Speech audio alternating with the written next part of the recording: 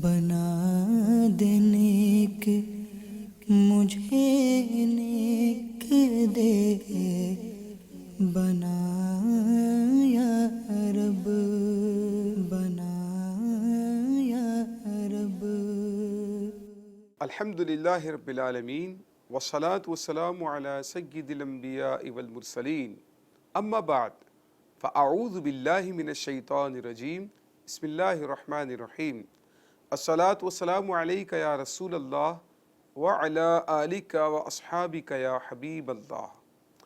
الصلاة والسلام علیک یا نبی اللہ وعلی آلک واصحابک یا نور اللہ۔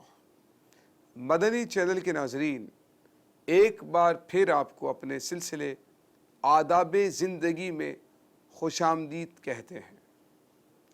آپ جانتے ہیں کہ اپنے سلسلے میں الحمدللہ زندگی گزارنے کے مختلف اعمال کے متعلق آداب کو ہم سماعت کیا کرتے ہیں۔ بہت ہی اہم موضوع کے ساتھ آج کے سلسلے میں آج ہم موجود ہیں۔ اس سے پہلے کہ اپنے موضوع کی ابتدا کریں، سب سے پہلے درود پاک کی بہت ہی پیاری فضیلت۔ سرکار مدینہ صلی اللہ تعالیٰ علیہ وآلہ وسلم نے ارشاد فرمایا، جو شخص مجھ پر 10 بار درود پاک پڑھتا ہے، اللہ تعالیٰ اس پر 100 رحمتیں نازل فرماتا ہے۔ صلو علی الحبیب صلی اللہ تعالیٰ علی محمد صلی اللہ علیہ وسلم۔ مدنی چینل کے ناظرین، آج آپ کے سامنے ہم وصیت کے آداب بیان کریں گے۔ جی ہاں، یہ وصیت کیا ہے، اس کے احکامات کیا ہیں، اور ہمارا دین اسلام اس سے متعلق کیا آداب بیان کرتا ہے، اس کے فضائل کیا ہیں، اور اس کے ثمرات، وصیت جن کے لیے کی جاتی ہے ان کو کیا حاصل ہوتے ہیں، ان کی اقسام کیا ہیں، انشاءاللہ آج کے سلسلے میں ہم یہ باتیں سیکھنے کی کوشش کریں گے۔ صلو علی الحبیب صلی اللہ تعالی علی محمد صلی اللہ علیہ وسلم۔ مدنی چینل کے ناظرین، وصیت عام طور پر 2 طرح کی ہوتی ہے۔ یا تو وصیت مال سے متعلق ہوگی یا اعمال سے متعلق ہوگی۔ جو وصیت مال سے متعلق ہوتی ہے اس کی بھی 2 صورتیں ہیں۔ نمبر 1 تو یہ ہے کہ اگر انسان کے اوپر کوئی قرض ہے، کسی کی امانت ہے جس سے اس نے ادا کرنا تھا، اس کے اوپر کسی کا کوئی مالی حق ہے اور وہ اس کی ادائیگی کی وصیت کر جاتا ہے کہ میرے انتقال کے بعد فلاں فلاں کو یہ قرض ادا کر دیا جائے، فلاں فلاں کی امانت میرے ذمے تھی اور میں ادا نہیں کر سکا، لہٰذا یہ ادا کر دی جائے۔ ایک تو مال سے متعلق وصیت یہ ہے کہ اگر آپ کے اوپر کسی کا کوئی حق ہے اور وہ آپ نے ادا کرنا ہے، اپنی زندگی میں ادا نہیں کر سکے، تو اپنے ورثاء کو، اپنے متعلقین کو آپ یہ وصیت کر جاتے ہیں کہ میرے مرنے کے بعد فلاں فلاں کا حق ادا کر دینا۔ ایک یہ وصیت کی صورت ہے۔ جبکہ مال کی وصیت کی دوسری صورت یہ ہے کہ انسان اپنے بعد والوں کو یہ وصیت کر جائے کہ میرا یہ مال میرے فلاں فلاں رشتہ داروں کو جو کہ میرے ورثاء میں داخل نہیں ہیں ان کو دے دیا جائے، یا میرا یہ مال فلاں مسجد میں، فلاں مدرسے میں، یا کسی بھی نیک کام میں، یتیم خانے میں، مسکینوں، بیواؤں اور مستحقین کی امداد کے لیے خرچ کر دیا جائے۔ اس کی شرائط کیا ہے انشاءاللہ ہم نے آگے اس کو سننا ہے۔ لیکن اگر کوئی شخص اس طرح سے وصیت کر جاتا ہے کہ میرے مرنے کے بعد میرا یہ مال فلاں فلاں رشتہ داروں کو یا لوگوں کو دے دیا جائے، یا پھر فلاں فلاں مصارف میں خرچ کر دیا جائے، یہ تھی مال سے متعلق وصیت کی 2 صورتیں جس کو آپ نے سماعت کیا۔ اور وصیت کی جو دوسری صورت ہے جو اعمال سے متعلق ہوتی ہے، اس کی صورت یہ ہے کہ اس میں مال تو متعلق نہیں ہوتا، لیکن اپنے لواحقین یا متعلقین کو کچھ نیک کام کرنے کی وصیت کی جاتی ہے۔ وہ کیا ہے؟ مثال کے طور پر اگر کوئی شخص اس طرح سے وصیت کر جاتا ہے کہ میرے مرنے کے بعد میری میت کے ساتھ اس طرح معاملہ کیا جائے، نماز جنازہ فلاں پڑھائیں، تدفین میں فلاں لوگ شرکت کریں، اور اگر ممکن ہو سکے تو فلاں جگہ پر میری تدفین کر دی جائے، اور مجھے یوں ایصال ثواب کیا جائے، میرے مرنے کے بعد بھی آپ لوگ نماز قائم کرتے رہنا، یہ نیک اعمال کرتے رہنا، ذکر اللہ کی پابندی کرتے رہیں، آپس میں حسن سلوک رکھیں، آپس میں ایک دوسرے کے ساتھ محبت کے تعلقات اور بھائی چارگی قائم رکھیں۔ دوسری صورت جو اعمال سے متعلق وصیت کی تھی وہ یہ ہے۔ انشاءاللہ مزید احکامات ہم سماعت کرتے ہیں۔ نبی کریم صلی اللہ تعالی علیہ وآلہ وسلم کی تعلیمات وصیت کے حوالے سے کیا ہے، اس کو سماعت کرتے ہیں۔ صلو علی الحبیب صلی اللہ تعالی علی محمد صلی اللہ علیہ وسلم۔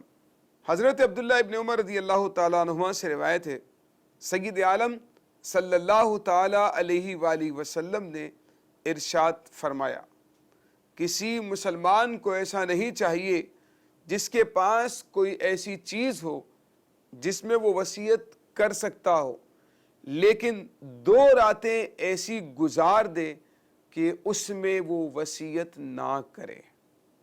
جی مدنی چینل کے ناظرین، نبی کریم صلی اللہ تعالی علیہ وآلہ وسلم وصیت کی ترغیب ارشاد فرما رہے ہیں کہ کسی مسلمان کو مناسب نہیں ہے جس کے پاس کوئی ایسی چیز ہے جس کی وہ وصیت کر سکتا ہے، اب وہ وصیت کرتا نہیں، وصیت لکھتا نہیں، اور دن زندگی کے گزرتے چلے جا رہے ہیں، حالانکہ وصیت کر سکتا ہے، اس کے باوجود وصیت کرتا نہیں۔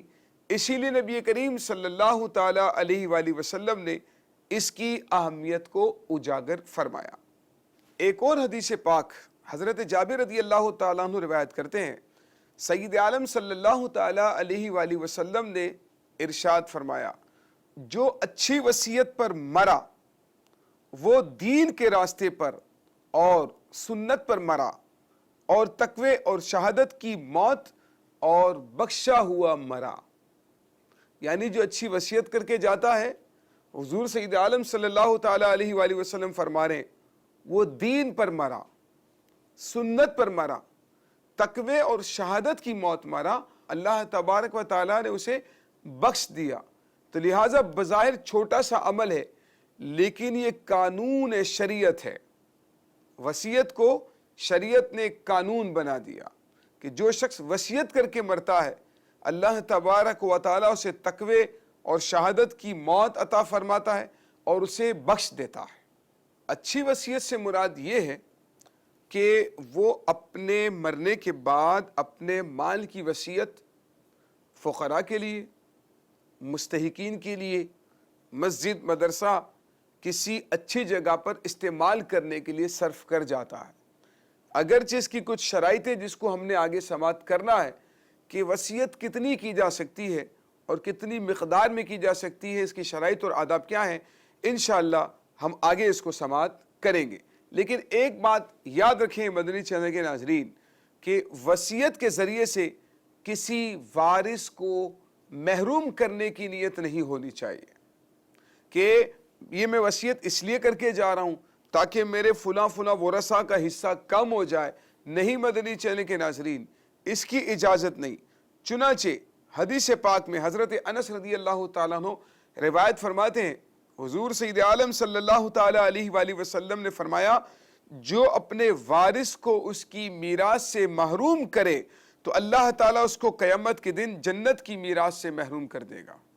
جی ہاں، غیر شرعی وصیت کر جاتے ہیں لوگ کہ میرا فلاں بیٹا، اس کو میں نے آگ کر دیا ہے، اس کو میرے حصے میں سے کچھ بھی نہ دیا جائے، اسے میرے ترکے میں سے کچھ بھی نہ دیا جائے، میری فلاں بیٹی کو، میرے فلاں رشتہ دار کو، میرے فلاں وارث کو میں نے آگ کر دیا ہے، اپنی جائیداد سے آگ کر دیا ہے۔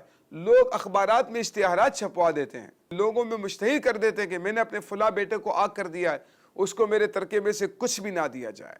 مدنی چینل کے ناظرین، یہ غیر شرعی طریقہ کار ہے، ہمارا دین اس کی اجازت نہیں دیتا، کیونکہ ہمیں کسی وارث کو محروم کرنے کی اجازت اس لیے نہیں کہ ان ورثاء کے حصے تو اللہ تعالیٰ نے قرآن پاک میں بیان کر دیے۔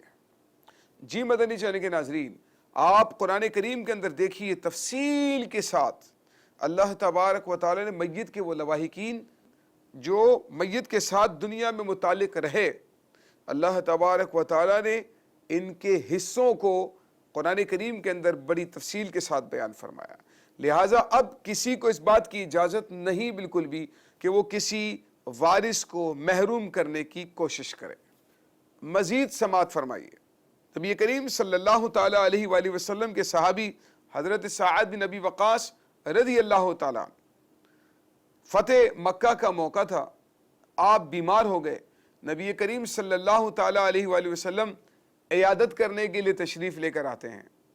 جی مدنی چینل کے ناظرین، بہت پیاری سنت کریمہ ہے، آپ کے رشتہ داروں میں سے، دوست احباب میں سے اگر کوئی مسلمان بیمار ہو جائے، ثواب کی نیت سے ضرور اس کی عیادت کرنی چاہیے۔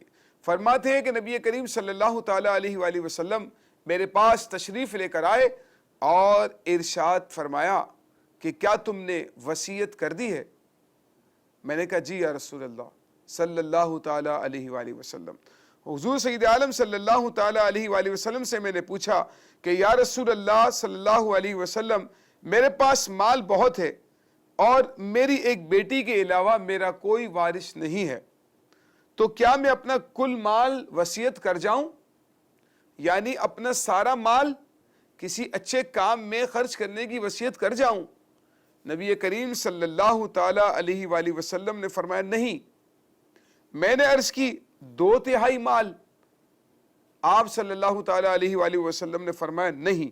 میں نے عرض کی کہ آدھا مال؟ فرمایا نہیں۔ میں نے عرض کی تہائی؟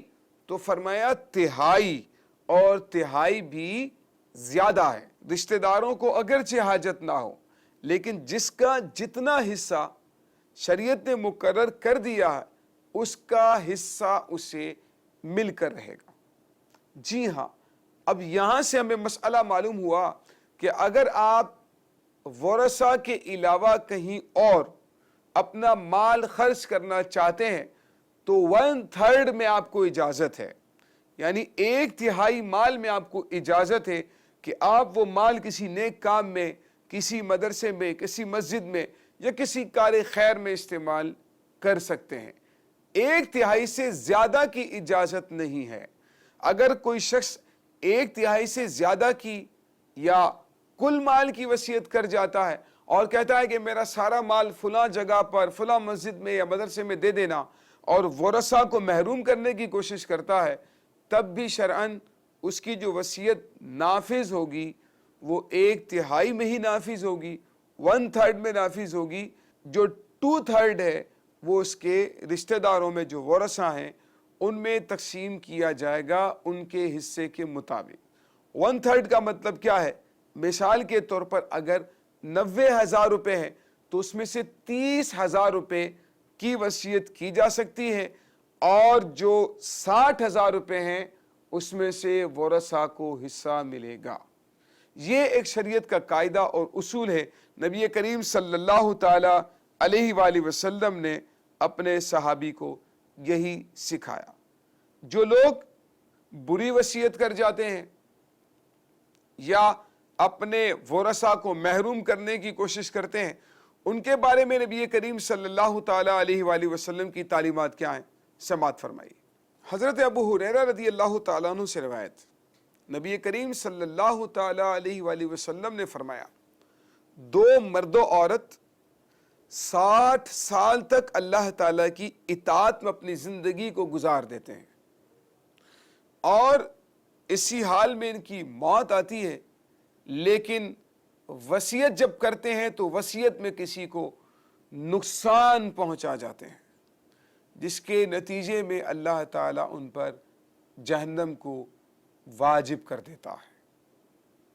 جی مدنی چینل کے ناظرین، اپنی وصیت میں اپنے ورثاء کو نقصان نہیں پہنچانا ہے، جن کا حق ہے ان کو اس کا حق ضرور دینا ہے، غیر شرعی چیز کی وصیت نہیں کرنی ہے۔ سب سے پہلے ہر مسلمان کو چاہیے کہ وہ معلوم کر لے کہ اس کے ورثہ میں سے کس کا حصہ کتنا ہے اور مجھے کتنی وصیت کرنے کا اختیار ہے۔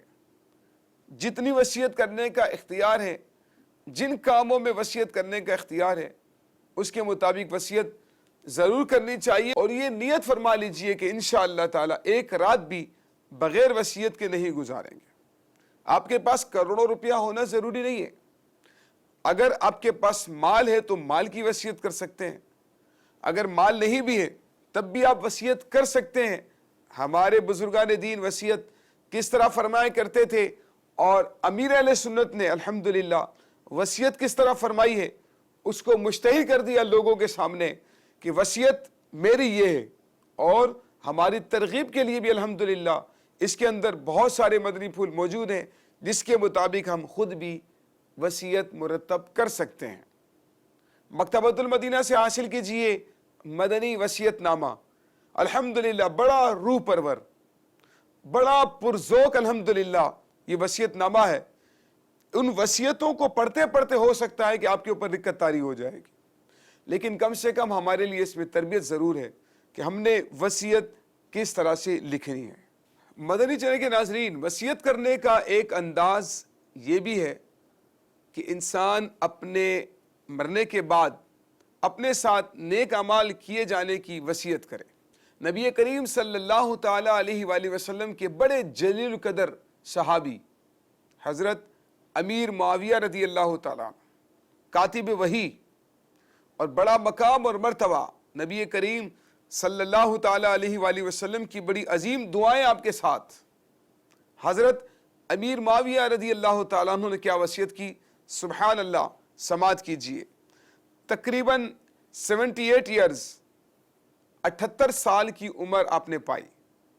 آپ کے پاس نبی کریم صلی اللہ تعالی علیہ وآلہ وسلم کا مبارک تہبند، چادر شریف، قمیص مبارک اور کچھ بال اور ناخن شریف تھے۔ آپ نے وصیت کی، یہ جو تبرکات آپ کے پاس ہیں، آپ نے وصیت کی کہ مجھے اس لباس شریف میں کفن دینا اور میرے منہ میں ناخن اور بال شریف رکھ دینا۔ یہ دیکھیے مدنی چینل کے ناظرین، پتہ چلتا ہے ہمارے صحابہ کرام علیہم رضوان کا تبرکات کے بارے میں عقیدہ کیا تھا، اور جو وصیت کر کے جا رہے ہیں یہی وصیت فرما رہے ہیں کہ یہ تبرکات میرے ساتھ دفن کر دیے جائیں۔ پیارے آقا صلی اللہ تعالی علیہ وآلہ وسلم کی مبارک بال، مبارک ناخن شریف، اللہ اکبر، آنکھوں میں اور ہونٹوں پہ رکھ دیے جائیں۔ کتنی پیاری وصیت ہے۔ ہمیں سیکھنے کو یہ ملتا ہے کہ اپنے ساتھ تبرکات، غلاف خانہ کعبہ، عہد نامہ یا اس طرح کے بزرگان دین سے منسوب تبرکات ہوں، ضرور اس کی وصیت کرنی چاہیے۔ اپنے متعلقین کو اس کی تنبیہ کرنی چاہیے کہ میرے ساتھ ان تبرکات کو دفن کر دیا جائے کہ میری بخشش کی کوئی صورت بن جائے۔ یقیناً ان تبرکات کی برکتیں انسان کو دنیا میں بھی حاصل ہوتی ہیں اور مرنے کے بعد قبر میں بھی حاصل ہوا کرتی ہیں، اور انشاءاللہ بروز قیامت بھی ہمیں ضرور حاصل ہوگی۔ مدنی چینل کے ناظرین، آئیے امیر اہل سنت کا مدنی وصیت نامہ، اس کی ابتدا میں آپ جو 2-3 وصیتیں ذکر فرماتے ہیں، اس کے بعد تفصیل کے ساتھ آگے وصیتیں ہیں، لیکن ابتدا میں آپ نے جو باتیں نقل کی ہیں میں چاہتا ہوں کہ اس کو بھی ہم سماعت کریں تاکہ ہمارے لیے بھی وہ قابل عمل بن جائے۔ چنانچہ آپ اپنے مدنی وصیت نامے میں ارشاد فرماتے ہیں، اگر عالم نظام پائیں تو اس وقت کا ہر کام سنت کے مطابق کریں۔ اللہ تعالیٰ کی کروڑوں رحمتیں نازل ہوں اس کے اس مقبول بندے پر جو اپنا ہر کام سنت کے مطابق کرنے کی خواہش رکھتا ہے۔ اللہ اکبر، آپ فرماتے ہیں جب مجھے عالم نظام پاؤ، انسان کی جو موت کا وقت ہوتا ہے، آپ وصیت فرما رہے ہیں کہ جب مجھے عالم نظام پائیں تو ہر کام سنت کے مطابق کریں، ممکنہ صورت میں سیدھی کروٹ پر قبلہ رو لٹا دیں، یاسین شریف بھی سنائیں اور کلمہ طیبہ سینے پر دم آنے تک مسلسل با آواز پڑھا جائے۔ پھر فرماتے ہیں بعد قبض روح بھی ہر معاملے میں سنتوں کا لحاظ رکھیں، مثلا تجہیز و تکفین میں تاجیل یعنی جلدی کرنا، اور زیادہ عوام اکٹھی کرنے کے شوق میں تاخیر کرنا سنت نہیں۔ باہر شریعت حصہ 4 میں بیان کیے ہوئے احکام پر عمل کیا جائے، خصوصاً تاکید، اشد تاکید ہے کہ ہرگز نوحہ نہ کیا جائے، کیونکہ یہ حرام اور جہنم میں لے جانے والا کام ہے۔ جان بوجھ کر رونا پیٹنا، آوازیں بلند کرنا اور سینہ کو بھی کرنا، کپڑے پھاڑ دینا، بالوں کو نوچنا، شرعاً بھی اس کی اجازت نہیں، اور آپ ہر کام شریعت اور سنت کے مطابق کرنے کی وصیت فرما رہے ہیں، اور ہر غیر شرعی کام سے رکنے کی وصیت ارشاد فرما رہے ہیں۔ تو مدنی چینل کے ناظرین، ہمیں بھی چاہیے کہ شیخ طریقت امیر اہل سنت دامت برکاتہم العالیہ کا مدنی وصیت نامہ مکتبۃ المدینہ سے حاصل کریں، یا دعوت اسلامی کی ویب سائٹ سے آپ یہ مدنی وصیت نامہ ڈاؤن لوڈ بھی کر سکتے ہیں۔ کتابی صورت میں الحمدللہ یہ موجود ہے، اس کو حاصل کر کے اس کی روشنی میں انشاءاللہ اپنی وصیت کو مرتب کر لیں گے، اس کی برکتیں ہمیں حاصل ہوں گی۔ مدنی چینل کے ناظرین، جیسا کہ آپ جانتے ہیں الحمدللہ اپنے سلسلے میں ہم ایک خوبصورت سیگمنٹ شامل کیا کرتے ہیں جس کا نام ہے حضور علیہ الصلوۃ والسلام کی غذاؤں سے متعلق۔ آئیے وہ مدنی گلدستہ سماعت کرتے ہیں۔ صلو علی الحبیب صلی اللہ تعالی علی محمد صلی اللہ علیہ وسلم۔ مدنی چینل کے ناظرین، آداب زندگی کے اس سیگمنٹ میں ہم آپ کو خوش آمدید کہتے ہیں۔ جیسے کہ آپ جانتے ہیں کہ اس سیگمنٹ میں ہم آپ کے لیے لے کر آتے ہیں وہ غذائیں جنہیں ہمارے آقا علیہ الصلوۃ والسلام نے اپنی زندگی میں استعمال فرمایا۔ آج جس غذا کا تذکرہ میں آپ سے کرنے جا رہا ہوں، یہ وہ غذا ہے کہ ماہ رمضان المبارک میں اس کا استعمال بہت بڑھ جاتا ہے۔ اور اگر ایک ہنٹ میں آپ کو یوں دوں کہ عام طور پر روزے کا آغاز یعنی روزہ بھی اسی سے کھولا جاتا ہے، تو میرا خیال ہے کہ آپ سمجھ چکے ہوں گے آج جس غذا کے متعلق میں آپ سے گفتگو کروں گا یہ غذا ہے کھجور، انگلش میں اسے ڈیٹ کہتے ہیں۔ مدنی چینل کے ناظرین، کھجور ایک بہت ہی پیاری غذا ہے اور اس کا ذکر ہمیں بہت زیادہ ملتا ہے۔ مدینے کے اندر یہ پھل کثرت سے پایا جاتا تھا۔ آئیے آج اس غذا کے متعلق سنتے ہیں کہ اس میں کیسے کیسے فوائد چھپے ہوئے ہیں۔ صلو علی الحبیب صلی اللہ تعالی علی محمد صلی اللہ علیہ وسلم۔ مدنی چینل کے ناظرین، کھجوروں میں ایک سب سے اعلیٰ قسم کی کھجور ہے جسے عجوا کہا جاتا ہے۔ آقا علیہ الصلوۃ والسلام نے فرمایا کہ عجوا کھجور میں ہر بیماری سے شفا ہے۔ ایک مقام پہ آقا علیہ الصلوۃ والسلام نے ارشاد فرمایا کہ عجوا کھجور جنت سے ہے، اور آقا علیہ الصلوۃ والسلام کا فرمان عالی شان ہے جو روزانہ 7 عجوا کھجوریں کھا لیا کرے گا وہ جذام سے محفوظ رہے گا۔ مدنی چینل کے ناظرین، جو روزانہ صبح نہار منہ عجوا کھجور کھائے گا تو اس دن اس پر جادو اثر نہیں کرے گا اور نہ ہی زہر۔ تو بڑا اچھا فارمولہ مل گیا۔ آج کل ہم پریشان ہوتے ہیں کہ ہم پر جادو ہو رہا ہے یا ہمارے گھر والوں پر جادو ہو گیا ہے، تو اگر آپ جادو سے محفوظ رہنا چاہتے ہیں تو گھر میں عجوا کھجور رکھیں اور نہار منہ 7 کھجوریں کھا لیا کریں۔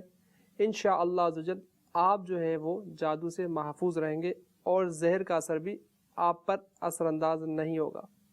اسی طریقے سے آقا علیہ الصلوۃ والسلام نے فرمایا ہے کہ جو نہار منہ کھجور کھائے گا اس کے پیٹ کے کیڑے مر جائیں گے۔